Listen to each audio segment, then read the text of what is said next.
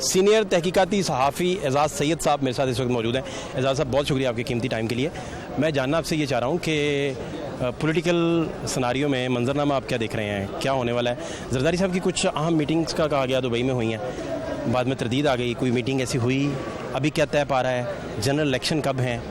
फ़ाद भाई, बात यह है कि पुल एंड पुश बहुत ज़्यादा है और पाकिस्तान में जो सियासी अनसर्टेनिटी है वो अभी कायम रहेगी अनटिल और अनलेस नए इलेक्शन नहीं हो जाते। मरकज़ में शहबाज शरीफ साहब वज़ीर-ए-आज़म रहते हैं या नहीं रहते, सूबे में पंजाब में इन पर्टिकुलर परवेज़ इलाही साहब वज़ीर आला रहते हैं या नहीं रहते, ये बात ज़मीनी हो चुकी है। असल बात यह है कि जो जंग है वो शुरू हो चुकी है मरकज़ की और सूबे की, और इस जंग की वजह से जो पोलिटिकल अनरेस्ट है वो ज़्यादा होगा। पाकिस्तान की इकानमी वो फर्दर नीचे जा रही है और फर्दर जाएगी नीचे, उसका नुकसान आम आदमी के होगा। और मुझे लगता है कि अभी तो मरकज़ में PDM ने, जरदारी साहब ने, शहबाज शरीफ साहब ने फैसला किया हुआ है कि हम गवर्नमेंट कायम रखेंगे 1 साल तक और वक्त पर इलेक्शन होंगे, लेकिन ये कराना बड़ा मुश्किल हो जाएगा। आप समझते हैं कि इसको लेके चलना, कैरी करना गवर्नमेंट को मुश्किल काम है? इकॉनमी की वजह से ये लेकर चलना बड़ा मुश्किल हो जाएगा। अभी कहा यह जाता है कि जितने फैसले हुए वो नवाज शरीफ साहब की मर्ज़ी के ख़िलाफ़ थे। शहबाज शरीफ साहब और कुछ यहाँ की जो फर्स्ट लेयर की क़यादत है उसमें कुछ 5 नाम थे, उन्होंने जाके कन्विंस किया कि अदम एतमाद का हिस्सा बनना चाहिए। ये तासुर कितना दुरुस्त है? नवाज शरीफ साहब की मर्ज़ी के ख़िलाफ़ अगर फैसले हुए थे तो नवाज शरीफ साहब ने इस बात का इज़हार क्यों नहीं किया? ट्विटर वो इस्तेमाल करते हैं, वो ट्वीट कर देते, अच्छी बात थी, लोगों के सामने अपने रिकॉर्ड के ऊपर लेके आते। वो बातें नहीं हुई हैं। ये बात नहीं है मैटर कि वो उनकी हमायत हुई है या मुखालफत हुई है। बात यह है कि वो पार्टी के अमली तौर पर सरबराह वही है, जो फैसला यहाँ पर होता है उस पर मोहर सब्त वही करते हैं। जो भी फैसले हुए उन्हें ज़िम्मेदारी लेनी चाहिए कि उनसे ये फैसले हुए हैं और जिसके नताइज भुगत रहे। बेशक उनके भाई ने ही उन्हें प्रपोज किए थे, लेकिन अल्टीमेटली तो हमायत थी। उनकी हमायत के बगैर नून लीग के नेशनल असम्बली में और सूबाई असम्बली में, पंजाब असम्बली में उनके जो कैंडिडेट्स हैं वो वोट नहीं दे सकते। चौधरी शुजात साहब इलेक्शन कमीशन जाएंगे, आपके क्या खबर है आपके पास? और मुनहरफ होने के लिए, अपनी पार्टी के लिए, अपनी पार्लियामेंट लीडर तक के ख़िलाफ़ कोई ऐसा करने जा रहे हैं या आप समझते हैं ये मामला यहीं डिफ्यूज़ हो जाएगा और वो वहाँ तक नहीं जाएंगे? चौधरी शुजात हुसैन का अपनी सियासी जमात के अरकान सूबाई असम्बली को डी-सीट करने का जो मामला है वो अगेन मेन पॉलिटिकल जो मनूवर्स हैं, मेन पॉलिटिकल अनरेस्ट का हिस्सा है। अगर ये फ़ैसला हो जाता है, क्योंकि बाज़ हुकूमतें शायद चाहेंगी कि नए इलेक्शन हो जाएं, इमरान खान यही चाहते हैं, तो अगर ये फ़ैसला हो जाता है तो मेरा ये ख्याल है कि सिचुएशन डिफरेंट हो जाएगी। फ़ॉरेन फंडिंग केस में फाइनेंशियल टाइम्स की जो स्टोरी है उस पर तहरीक इंसाफ का मौक़िफ़ है कि ये बहुत पुरानी बात हो गई है और हम तो यही बात कहते हैं, और इसमें नया क्या है इस स्टोरी में आपकी दानिश में, और ये ममनुआ फंडिंग कैसे है आपके पॉइंट ऑफ व्यू से? देखिए जी, पाकिस्तान का जो कानून कहता है, इलेक्शन ऑर्डर जो है जारी हुआ वो ये कहता है कि कोई गैर मुल्की फ़र्द या एंटिटी या इदारा पाकिस्तान के इलेक्शन के प्रोसेस में रोल प्ले नहीं कर सकता, पाकिस्तान की पॉलिटिकल पार्टीज़ को फ़ंड नहीं दे सकता। उस कॉन्टेक्स्ट में जो फाइनेंशियल टाइम्स की स्टोरी है साइमन क्लार्क की, उसमें उन्होंने ये बताया है कि एक अबराज ग्रुप है, वो उनका नाम तो पहले भी आता रहा, आपको पता है, बरतानिया में गिरफ्तार भी रहे हैं, उनके ऊपर केस है, अमेरिका में भी उनके ऊपर इन्वेस्टिगेशन हो रही है। लेकिन जो उनकी खबर में एक नया पहलू आया है कि दुबई के एक वज़ीर हैं अन-नहियान, उन्होंने भी इमरान खान साहब या पाकिस्तान तहरीक इंसाफ की जो फंडिंग है की है 2010 से 2013 के दौरान, जो कि 2013 के इंतखाबात में इस्तेमाल हुई है। तो ये एक नया एक एस्पेक्ट आया है। इससे पहले तो अबराज ग्रुप आता रहा है, कुछ अमेरिकी नेशनल आते रहे हैं, कुछ इंडियन नेशनल आते रहे हैं जिनके नाम आए हैं मीडिया में। पहली दफ़ा आया कि दुबई की रॉयल फैमिली से तल्लुक़ रखने वाला एक शख्स भी वो भी फ़ंड देता रहा है पाकिस्तान तहरीक इंसाफ। मरियम बीबी का इसमें तज़किरा है स्टोरी में, और नून लीग पे भी एलिगेशन है सेम के, और फैसल चौधरी साहब अभी लीगल टीम को देखते हैं PTI की, वो भी बता रहे थे कि उन्होंने नून लीग की भी फॉरेन फंडिंग जो है उसे चैलेंज कर रखा है। इशू ये है कि नून लीग और जो दूसरी जमातें हैं जिनके फंड्स चैलेंज हुए हैं, उनका केस 8 साल से नहीं चल रहा। जो केस एंड पे पहुंच चुका है वो पाकिस्तान तहरीक इंसाफ का जो केस है वो पहुंच चुका है एंड पे। तो इसके ऊपर उन्होंने तो नवाज शरीफ साहब की नकवी साहब से मुलाकात का जिक्र किया है। वो बिल्कुल ये चीज़ें मौजूद हैं, लेकिन सवाल ये है कि अभी जो फौरी फैसला होने जा रहा है वो पीटीआई के फॉरेन फंडिंग का फैसला होने जा रहा है। शायद 1-1.5 हफ्ते में, 2 हफ्ते में शायद वो फैसला आ जाएगा। आरिफ नकवी साहब का क्या लिंक है इमरान खान साहब से, क्या ताल्लुक है? इमरान खान साहब से उनका लिंक ये है कि एक तो वो बराह रास्त भी एक दूसरे के जानने वाले हैं, और शफी साहब का भी तारिक शफी एक करैक्टर है जो इमरान खान साहब के क्लास फेलो भी रहे हैं, और जो उनका इमरान खान साहब का हॉस्पिटल है उसके बोर्ड ऑफ गवर्नर्स में भी है। तो ये कनेक्शन है। ये इसमें अगर सज़ा हो जाए तो क्या इसका एक पार्टी जो है उसे बैन कर दिया जाता है या सरबरा नाहल भी हो जाता है? सबसे ज़्यादा जो इसमें बड़ी पनिशमेंट ये है कि पार्टी जो है वो तहलील हो सकती है, सबसे बड़ी, यानी कि पाकिस्तान तहरीक इंसाफ तहलील हो सकती है। लेकिन पाकिस्तान तहरीक इंसाफ अगर तहलील हो भी जाए तो वो पाकिस्तान तहरीक इंसाफ है, वो तहरीक इंसाफ पाकिस्तान भी बन सकती है। जिस तरह आपको याद हो कि अवामी नेशनल पार्टी ANP जिसे कहते हैं, वो पहले नैप होती थी, नेशनल अवामी पार्टी होती थी, तो रिवर्स हो गई वो, जो वो रिवर्स हो गई। तो कानून में ये इस बात का क्वेश्चन होता है, लेकिन देखना ये है कि क्या इमरान खान साहब नाअहल होते हैं या नहीं होते। इदारे इस वक्त इतने पॉपुलर फ़र्द को जो पॉपुलैरिटी की इस वक्त अपने करियर की बेस्ट पॉपुलैरिटी पे हैं, वो उनको नाअहल करके घर भेज सकते हैं।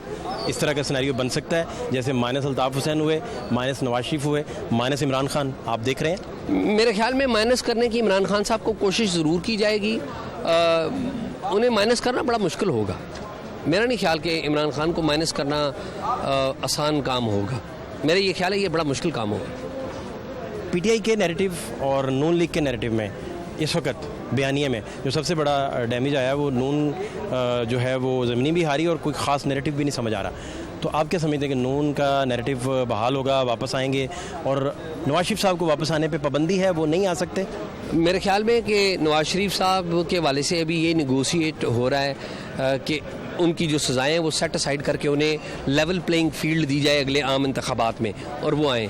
मेरे ख्याल में नून लीग का जो बयानिया है, अगर फ़र्ज़ करें ये नहीं भी होता, तो नून लीग का बयानिया सिर्फ एक सूरत में आ सकता है कि आप मरीम नवाज़ को कैप्टन बनाएं और पूरे इख्तियारात उसको दें, उसे बात करने के लिए किसी से पूछना ना पड़े।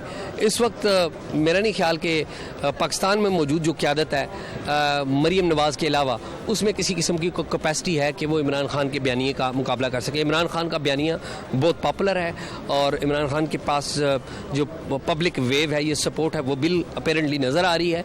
उनको अगर मुकाबला करना है तो आपको मरीम नवाज़ को कैप्टन बनाना होगा और तमाम इख्तियारात उनको देने पड़ेंगे। जरदारी साहब ने नवाज शरीफ साहब के साथ मिलकर पीडीएम का ये जो सारा मामला शुरू किया, इससे सबसे ज़्यादा डैमेज पीडीएम हुई। आप क्या समझते हैं कि नवाज शरीफ साहब को ऑन बोर्ड लाने में शहबाज शरीफ साहब का हाथ था, और नवाज शरीफ साहब को जो वो बताते रहे वो मानते गए? इतनी सादा बात है? मेरे ख्याल में नवाज शरीफ साहब को जो कन्विंस करने के लिए उनकी पार्टी भी रोल प्ले करती रही, उनका भाई भी रोल प्ले करता रहा और आसिफ जरदारी भी रोल प्ले करते रहे। ये मैटर नहीं करता कि कौन क्या रोल प्ले, मैटर ये करता है कि नवाज शरीफ साहब ने अल्टीमेटली हाँ कह दी, rest is the detail. Imran Khan sahab की किसी पावरफुल शख्सियत से आपकी व्लॉग में शायद आप तज़किरा फरमा रहे थे, मुझे किसी ने बताया, मैं वो सुन नहीं सका। मेरे ख्याल में इमरान खान साहब की इस्टेब्लिशमेंट के साथ जो राब्ते हैं वो बहाल हो गए और इमरान खान साहब और इस्टेब्लिशमेंट के दरमियान वो जो बर्फ़ थी वो पिघलना शुरू हो गई। तो आप गुस्से में आजकल बहुत हैं अपने व्लॉग्स में, इसकी क्या वजह है? नहीं, मैं बिल्कुल गुस्से में नहीं हूँ। आपने मुझे पॉइंट आउट किया है कि वो इमोशनल में नज़र आ रहा हूँ, मैं उसे कंट्रोल करने की कोशिश करूँगा। उमर चीमा साहब तो वो भी गुस्से में आ जाते हैं?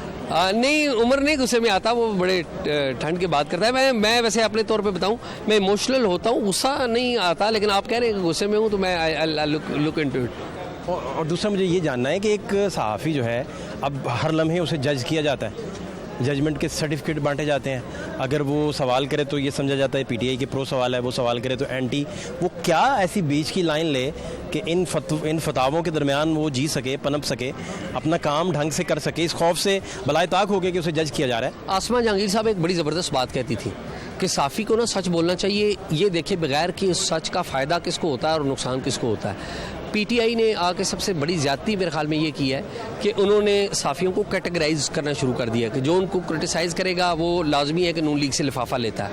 अच्छा, और अब जवाब में नून लीग ने भी ये काम शुरू कर दिया है कि जो उनके ऊपर कोई तनकीद करे तो ये इस तरह की बातें आने लग पड़ी। लेकिन मेरा ये ख्याल है कि जर्नलिस्ट का काम बहुत ज़्यादा मुश्किल हो गया है इंडिपेंडेंटली काम करना। जब जर्नलिस्ट ये देखना शुरू हो जाए कि मैं कोई बात करूँगा तो फ़लाँ जमात उस पर बुरा बनाएगी और फ़लाँ जमात इसको पसंद करेगी और फ़लाँ जमात मुझे बुलिंग करेगी, तो मेरे ख्याल में हमारा काम और ज़्यादा मुश्किल। तो डॉन लीग्स जब हुआ था तो कब सहाफ़ियों को तहफ़्फ़ुज़ हासिल था? नून के दौर था, नून के दौर में अहमद मीर साहब पे भी हमला हुआ। नून के दौर में अहमद मीर साहब पर हमला हुआ और डॉन लीग्स वाली जो बात आपने की है उसके डायनेमिक्स कुछ हो रहे हैं। शाहिदुल्लाह खान इस्तीफ़ा दिया, परवेज़ रशीद को घर भेजा, उसके डायनेमिक्स बिल्कुल कुछ हो रहे हैं। असल इशू ये है कि पाकिस्तान तहरीक इंसाफ जब इक़्तिदार में आई तो इन्होंने ऐसे चेहरे आगे लेके आई, ऐसे अपने तर्जमान सामने लेके आई जो कि अटैक डॉग के तौर पर काम करते रहे मीडिया के ऊपर। शहबाज गिल हो गए, दूसरे लोग गए, फिरदौस आशिक अवान हो गई, फ़याज़ुल हसन चौहान हो गए, ये 3-4 कैरेक्टर और नाम भी लिए जा सकते हैं। तो ये अटैक डॉग के तौर पे काम करते थे, तो जिसकी वजह से मीडिया के इदारों में भी एक तकसीम आई, जर्नलिस्ट का काम भी मुश्किल हुआ और फ्रैंकली स्पीकिंग मीडिया पोलराइजेशन का शिकार हुआ। आखिरी सवाल ये कि आपकी बातों से मुझे जो समझ आ रही है वो ये आ रही है कि शायद नून सहाफ़ियों के एतबार से और उन्हें फ्रीडम ऑफ स्पीच देने के मामले में बहुत बेहतर जमात है। मेरा नहीं ख्याल कि नून लीग को बहुत आइडियल जमात है। आप अगर नून लीग का माजी देखें तो उन्होंने अदारे बंद करवाए, उन्होंने पर्चे करवाए, लेकिन with the passage of time हर जमात जो है उसकी एवोल्यूशन होता है, सीखती है। पीका के खालिक हैं। जी जी बिल्कुल ऐसे ही है, पीका के बिल्कुल खालिक हैं। With the passage of time जो नून लीग की तरफ से वो जो अदारे बंद करवाने का 90s का काम था वो नहीं हुआ, हमने देखा, लेकिन ये पीका का कानून बनाया और भी बहुत सारे ऐसे काम किए। यहाँ पे मैं नून लीग को आइडियल नहीं करार दूंगा, मैं नहीं समझता कि नून लीग कोई आइडियल है, लेकिन ये है कि विद सबसे बेहतर अगर आप कहें कि टॉलरेंस जिनका ज़्यादा है मरकज़ और मरकज़ के हवाले से सिंध में उन पर भी एतराज़ आते हैं, वो पाकिस्तान पीपल्स पार्टी है। मेरे ख्याल में उनके क्रेडेंशियल्स बाकियों की बनिस्बत बेहतर है। चीमा साहब थोड़े क्लोज हैं नून के या वो? उमर चीमा नहीं क्लोज है। मसला ये है कि पीटीआई की तरफ से उमर चीमा के ऊपर इतनी ज़्यादा बुलिंग की गई है कि एक नेचुरल बात होती है जब आप किसी बंदे को मुसलसल गालियां दें। हालांकि उमर चीमा वो शख्स है जो पनामा पेपर्स का स्कैंडल लेके आया था, इमरान खान साहब के पास कोई आर्ग्यूमेंट नहीं बचा था, उनका धरना नाकाम हो चुका था, वो घर जा चुके थे, उनके पास किसी किस्म का कोई नारा नहीं बचा था। उमर चीमा पनामा पेपर लेके आए तो पनामा का आर्ग्यूमेंट बनाकर इमरान खान साहब दोबारा सियासत में आ गए, नवाज शरीफ साहब निकल गए। जो उमर चीमा है, उमर चीमा ने उस प्रोसेस को क्वेश्चन किया था जिसके तहत जो इन्वेस्टिगेशन की जा रही थी। पनामा पेपर्स में नवाज शरीफ का नाम नहीं था, उनके बच्चों का नाम था, लेकिन अदलिया ने नवाज शरीफ को निकाल दिया। जो पनामा इन्वेस्टिगेशन है वो गलत हो रही थी, उमर चीमा को भी बुलाया गया।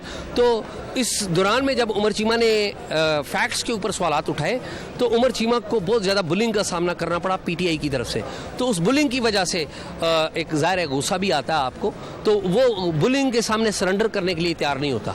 ये मैं आपको उमर की बताऊँ। एक लाइन आपकी इजाज़त से, अगर किसी सहाफ़ी को किसी पार्टी से गालियाँ पड़नी शुरू हो जाएं तो वो फिर दूसरे कॉर्नर में चला जाए या उसके? बिल्कुल दूसरे कॉर्नर में नहीं चले जाए, लेकिन अगर कोई एक जमात इस बात का पॉलिसी लेवल पे फैसला कर ले कि हमें जो भी क्रिटिसाइज़ करेगा हम उसको कॉर्नर करेंगे उसको, तो मेरे ख्याल में जर्नलिस्ट को सरेंडर नहीं करना चाहिए। अगेन आसमा जहांगीर वाली बात, सच बोलते हुए ये नहीं देखना चाहिए कि ये किसके फ़ायदे में है और किसके नुकसान में है। जब सच बोलना सबसे ज़्यादा मुश्किल होता है तब सच बोलना सबसे ज़्यादा ज़रूरी होता है। बहुत शुक्रिया, थैंक यू सो मच।